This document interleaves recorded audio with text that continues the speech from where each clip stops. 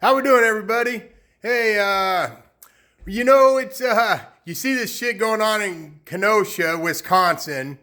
Luckily, the politicians there have done the right thing, and they've asked for the feds' help and called in the National Guard.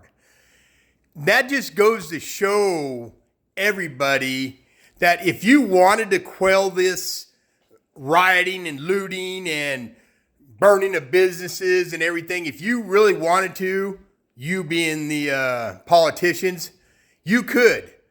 Real quickly, what are they, 45 or 85, 86 nights there in Portland of rioting and looting and mayhem, and a lot of other cities in 35 different states. You know, they act like they have the only right to get angry about stuff. They act like me and you, average citizens who work and produce something for the country and pay our taxes and stuff, who don't have the time to be out in the streets all day and night because we're not being paid by Soros. We get angry too, but they act like they got the market cornered on angry. Why is that? You know what? I'm so damn angry you know how angry I am. But they act like they have the market cornered. Why is that? And then you see these athletes today saying, "Oh, well, we're canceling our last 3 ball games there. I guess some in Kenosha or whatever, and elsewhere because of what happened." You know what? All you whiny little pussy ass athletes who've been coddled and told that you could do no wrong because you could throw a ball good or you could dribble a ball good or you're a fast runner or whatever. And now they're throwing millions and millions and tens of millions, some of you hundreds of millions of dollars at you, baseball and everything else. You know what? We don't give a shit about you people. Pack up your little balls and your bats and stuff and just go home. The world could get by without you. There was once a time where, going to a ball game or something meant something to Americans. But you guys have totally destroyed that. We used to look at ball games and stuff as an escape. Somewhere where we didn't have to think about politics and or how shitty our lives are for a couple, 2 or 3 hours on a Sunday afternoon or a Thursday night or whatever day a ball game might be on. Maybe it helps us bond with our children, watching a ball game together, taking the kids to a game. But now you guys have just ruined it for everybody, and you're all on your bandwagon. You don't know shit from Shinola. Most of you probably can't even read a book, let alone, I don't even know. You guys have been pushed through your high schools and colleges and stuff, and most people probably did your tests for you and everything else, and now you think you have the right because you dribble a basketball or throw a baseball or catch a football that you have the right to preach to us? Have you even ever had a regular job in your life, or just sports right out of high school into college into the pros? So don't preach to us about stuff. You probably can't spell president, let alone know what's really going on. I doubt there's very many of you that really keep up in politics. But you guys are going to make a stand about something. Well, you're making a stand with a bunch of fucking Marxists. Black Lives Matter, Antifa, all of them, they're a bunch of Marxists. They hate America. Now, you obviously must hate America too if you will take a knee about our national anthem and stuff to try to think you're proving a point to somebody. I've been trying to be a little bit calmer and stuff these last couple weeks and just tone it down a little bit. But every day it gets worse and worse. And there's another riot spring up here, another riot spring up there. We don't want, everybody says, "Oh, we want justice." They don't want justice. If they wanted justice, they would wait until the reports are done and the investigation's done. Then we'd find out exactly what happened. Do any of us know what was in that car that Blake was going for there in Wisconsin? We don't know. There could be a gun in there. There could be a knife in there. We don't know.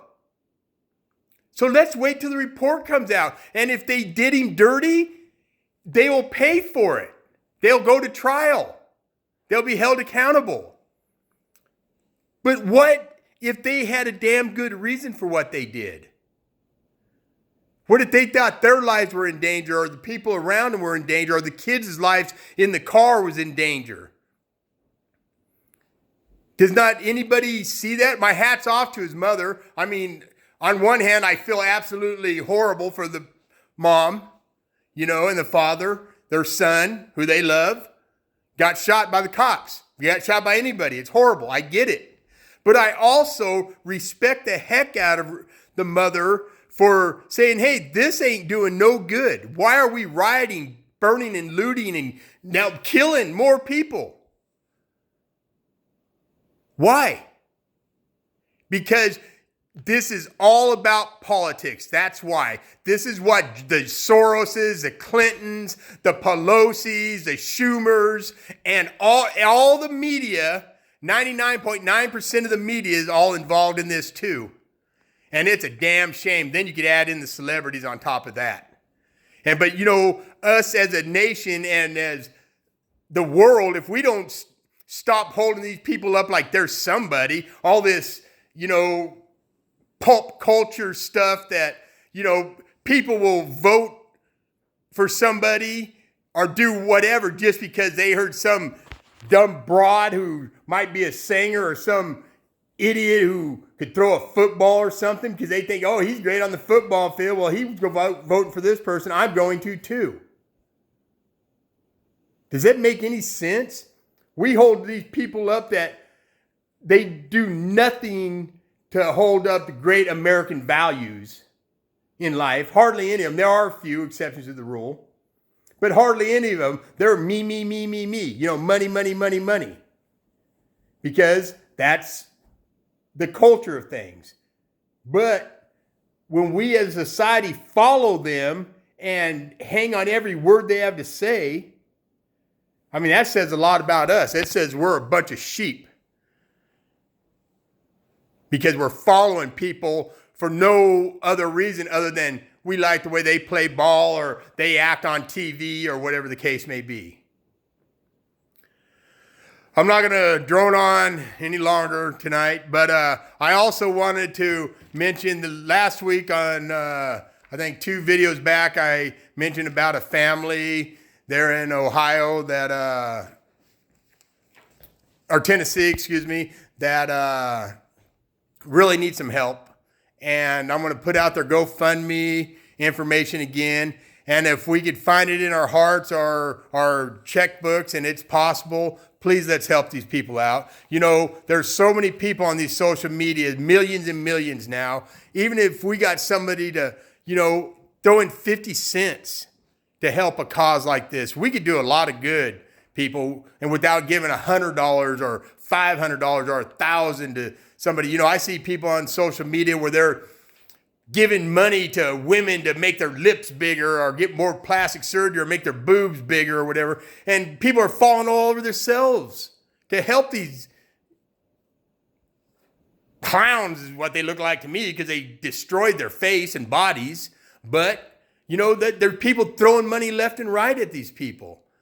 How about if we let's all start picking a cause. Today, help this family. Next week we'll help another one. But if we even just got a small percentage of people that's on this social media, even to throw in $1, you know what? It don't take very many people to have a nice little grip of change, and it doesn't break anybody. But if you can, please look into your hearts, and if you could help out at all, please look at this GoFundMe again, and I hope it's not all backwards. It might be, but if you could help out, please do. I'll also show it on another piece of paper I wrote down. I actually wrote it upside down and backwards. That way, one way or the other, we're going to make sure that it comes out right for everybody. So there you go, up top, GoFundMe. So like I say, if you find it in your hearts and it's in the expenses, please let's help these people out. here again, recap, 8 children, 4 of them autistic. Mother has a brain tumor, about 5 years to live. And they could really use our help, people. And they're really, really good people. And they should see if we could help them out a little bit. All right. Thank you, everybody. Bye.